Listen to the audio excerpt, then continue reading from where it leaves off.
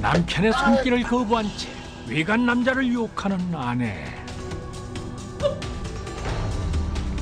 변태 행각을 일삼는 아내의 야릇한 속사정은 세상에 어떻게 그런 일이 다 있대요? 아저씨 불쌍해서 어떡해. 세상에 이런 남편이 또 있을까요? 잠시. 희태 씨는 준비해온 3장의 봉투를 여인들에게 전하는데요.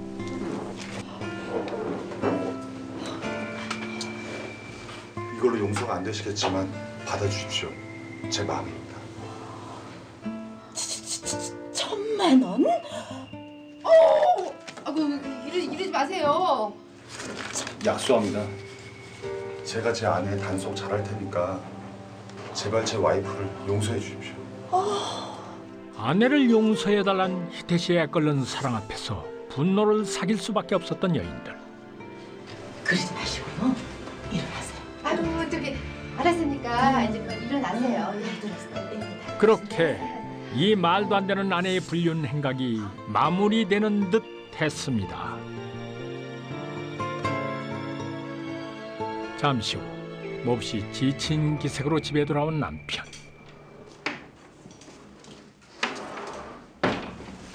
다녀왔습니다. 이거 받아라. 이게 기다렸다는 듯 어머니가 희태 씨에게 건넨 것은 부부의 이혼 서류였습니다. 어머니까지 왜 이러세요? 나 제 얼굴 보고 못 산다. 당장 갈라서. 진짜 어머니. 제가 알아서 할 테니까 어머님 가만히 계세요. 이 사람 방에 있죠? 예, 희태야. 남자들과 바람을 피워온 며느리를 대체 어떤 시어머니가 받아들일 수 있겠습니까? 마치 살얼음판처럼 위태로운 가족. 여보, 우리 헤어지자. 나 이렇게 못 살겠어. 난 절대 못 헤어져. 그런 줄 알아. 여보, 그러지 말고. 여보. 당신 정말 사랑해. 잘 알잖아. 헤어지지 말자. 응?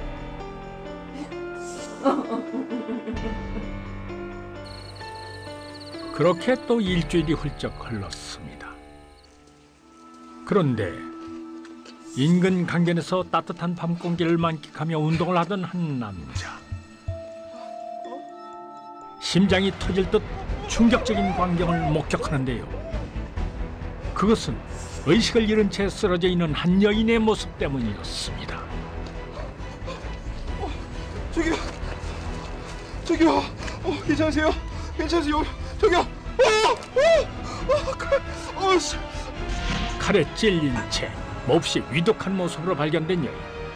놀랍게도 그녀는 아내 현주 씨였습니다. 그 길로 급히 병원에 옮겨진 현주 씨. 다행히 목숨은 구할 수 있었지만 사고 현장엔 CCTV조차 없어 사건은 미궁에 빠지고 말았는데요. 소식을 듣고 병원으로 달려온 가족. 아니, 이게 어떻게... 경찰입니다. 김현주 씨랑 어떤 관계시죠?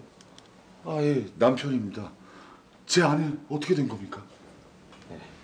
강변에서 칼을 맞고 발견했는데 현재 혼수 상태입니다. 칼을 맞다뇨? 네. 혹시 누구 원한 상례 있으신가요? 난데없는 경찰의 물음이 그저 당혹스러울 뿐입니다. 누구? 일단 저희가 조사를 한번 해보고 연락드리겠습니다. 알겠습니다. 그런데 어찌된 영문일까요? 경찰이 떠난 후 몹시 꺼림직한 표정으로 아들 희태 씨를 바라보는 어머니. 왜 그런 눈으로 보세요? 너 설마 네가 혹시 예? 설마 아들이 범인이라 의심하고 있는 것일까요? 사실 희태 씨가 성기능 장애를 안고 살게 된 후 하루가 멀다고 다투는 부부를 지켜봤던 어머니.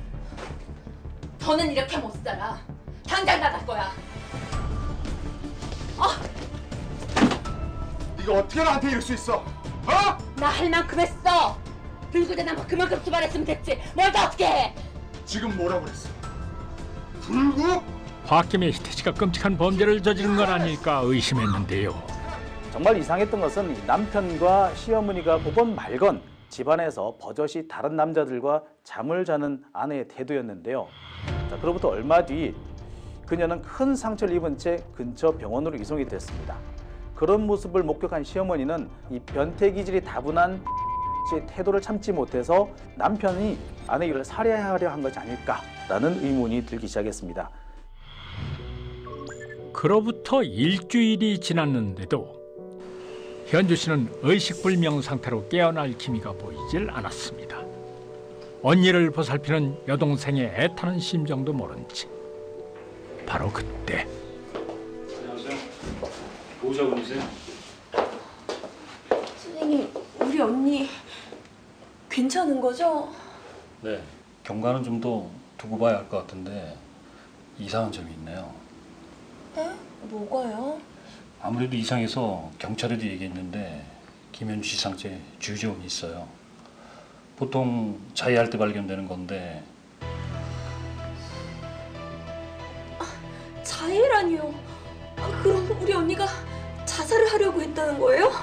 이게 어찌된 영문이랍니까? 현주 씨가 자살을 하려 했다는 놀라운 이야기. 혹시 언니가... 그 순간 여동생의 뇌를 스치는 한 가지 기억이 있었습니다.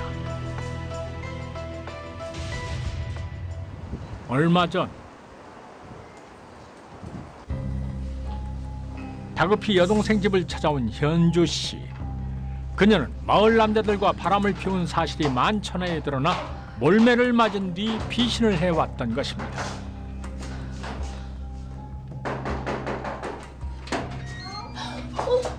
언니 뭐야? 얼굴 왜 이래? 성재야. 아니 무슨 일이야? 아무것도 눈치 말고 나 좀 숨겨줘. 아니 무슨 일이지? 알았어. 이따 들어와. 그 길로 영문도 모른 채 언니를 보살핀 동생 선주 씨. 이게 뭐야? 아프겠다. 어쩌다 이런 거야? 사건이 잠잠해질 동안 현주 씨는 여동생의 집에 몸을 숨기게 됐는데요. 그로부터 며칠 후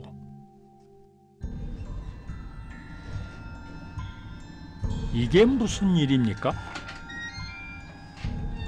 남몰래 의문의 밤손님을 맞이하는 현주 씨. 쥐도 새도 모르게 남자들을 방 안으로 인도하는데요. 때마침 이 희한한 모습을 목격한 여동생.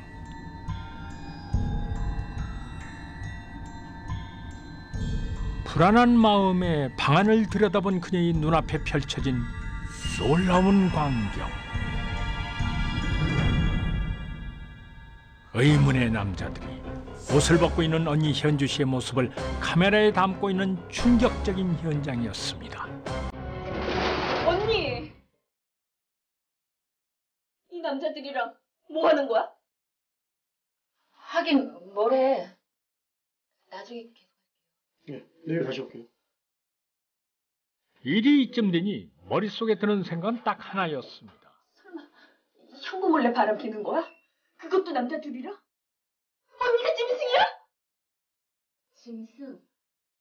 그래, 나 짐승이나 마찬가지야. 이 형부랑 이혼만 할 수 있다면 더한 것도 할 수 있어. 목이라도 그을 수 있다고. 지긋지긋한 남편에게서 벗어날 수 있다면 목숨까지 걸겠노라 단언했던 언니 현주 씨. 그 때문에 자살이란 극단적인 선택을 한 것은 아닐까 의심을 하게 된 것인데요. 설마 언니가... 아니지. 언니가 아니지.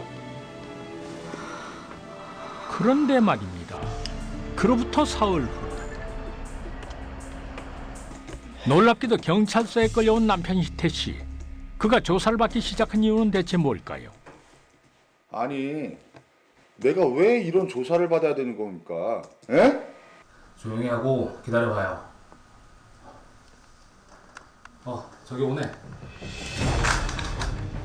바로 그때 모습을 드러낸 이는 혼수 상태에 빠져 있었던 아내 현주 씨였습니다. 자신도 모른 사이 의식을 회복한 아내를 보며 몹시 놀란 희태 씨. 그런데 당신 언제 깨어났어? 깨어났으면 말을 해줘야지. 김현주 씨, 남편분 신고한 거 맞죠? 예? 아니, 당신이 어떻게... 뭐? 어떻게라고? 당신 모두를 끔찍한 충격에 빠뜨린 아내 현주 씨의 기막힌 고백. 당신 변태야. 저 사람 변태라고요. 이게 무슨 말입니까? 남편 희태 씨가 변태라니요? 이 놀라운 이야기는 석 달 전쯤 남편이 교통사고로 성기능 장애를 입게 된 후 시작됐습니다. 여보, 노력해보자. 응? 노력?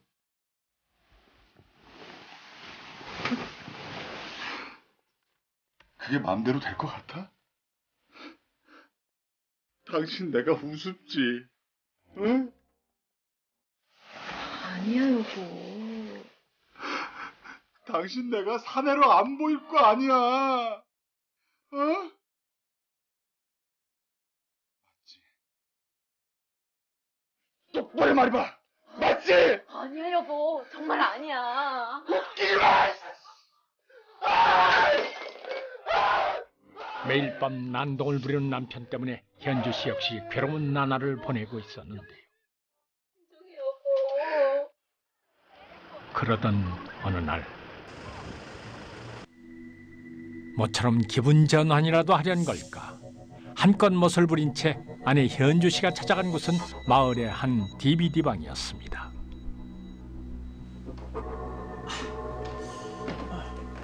그녀의 모습이 어째 좀 의아한 가게 주인 박 씨. 아니 어떻게 혼자 오셨어요? 그 남편분? 말하자면 얘기가 기네요.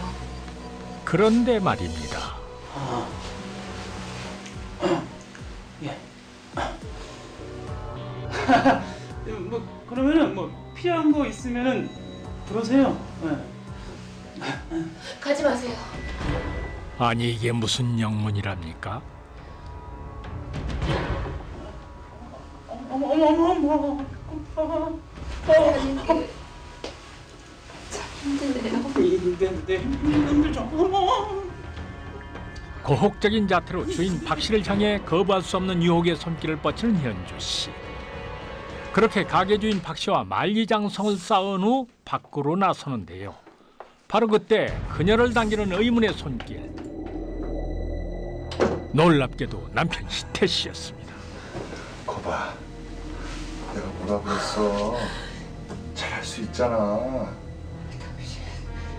정말 미쳤어. 어떻게 자기 아내한테 이런 일을 시켜? 이 무슨 기막힌 말이랍니까? 아내에게 남자를 유혹하라 시키니가 남편이었단 얘기일까요? 더 기막힌 일은 부부의 결혼기념일에 벌어졌습니다. 선물을 준다며 의문의 남자가 머무는 모텔로 아내를 유인한 남편. 조금만 기다려. 제발. 이제 행복해질 거니까. 제발 여보. 여보. 놀랍게도 아내에게 강제로 마약을 주사한 후 자신의 후배로 하여금 성폭행하게 했는데요.